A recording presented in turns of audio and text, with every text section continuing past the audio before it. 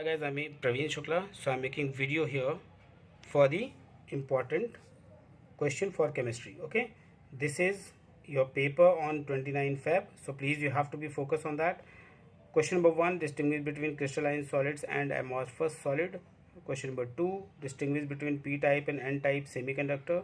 Question number 3: the density of silver having an atomic mass of 107.8 gram per mole is 10.8 gram per centimeter cube. If the edge length of cubic unit cell is 4.05 into 10 to the power minus 8 centimeter, find the number of silver atoms in the unit cell. Number of Avogadro you have to given in your exam also, and 1 angstrom is equal to 10 to the power minus 8 centimetre. Okay, देखो ये सब question solve करने के लिए आपको log की ज़रूरत पड़ेगी. तो आपको अगर लॉग एंटी लॉग निकालने नहीं आता है तो प्लीज़ आप मुझे कमेंट करें, तो मैं आपको लॉग कैसे निकालते हैं, एंटी लॉग कैसे निकालते हैं, वो एकदम ईजी वे से आपको मैं बता सकता हूँ. Okay, now question number 4: the density of iridium is 22.4 gram per centimetre cube. The unit cell of iridium is FCC and calculate the radius of iridium atom. Molar mass of iridium is 192.2 gram per mole. And then question number 5: what are the Frankel defect?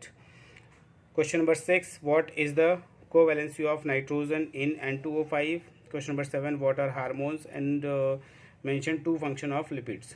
Okay, and next question number 8. Question number 8 is what are the nucleic acid? Question number 9: what is soap and how it is prepared?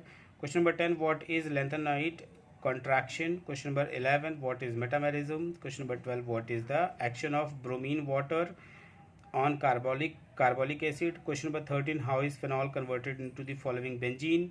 Question number 14: write mechanism of aldol addition reaction. Please सब बहुत important हैं. Define carbohydrates. Next 16: write the reaction involved in the preparation of Teflon. And then question number 17: how is nylon 66 prepared? Question number 18: define green chemistry. Question number 19: that is what happen when dilute sulfuric acid is treated with Fe. And the question number 20: the IPAC name of Na3AlF6. distinguish between SN1 and SN2 reaction, मतलब mechanism of substitution reaction. ये सब question काफ़ी important हैं. Okay, now question number 22: what is Grignard reagent and how is it prepared? How are they prepared under anhydrous condition? Very important. Question number 23: arrange the following in decreasing order of acid strength: CS3OH, CS3CH2OH, CS3-CHOH CS3, फिर comma लगा है, फिर CS3 thrice है, -C-OH.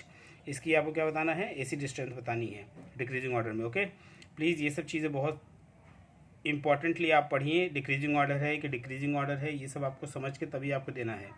Clear? ये आपको समझ के तभी आपको बताना है इसमें कि डिक्रीजिंग ऑर्डर क्या करना है और इंक्रीजिंग ऑर्डर क्या करना है. क्लियर? ये सब में बच्चे बहुत कंफ्यूज होते हैं, तो प्लीज़ इसको आप ध्यान रखें. तो यहाँ पे क्या है? Decreasing order of acid strength है. Clear? And next 24: describe Cannizzaro reaction. Very important, that is. Question number 25: write a reaction to distinguish acetaldehyde from acetone.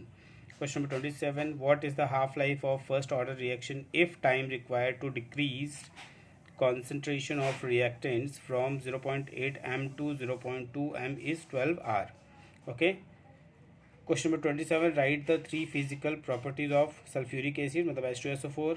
And question number 28: discuss the position of D block elements, lanthanoid and actinoids in the periodic table. बहुत important है, सबका ज़रूरी है.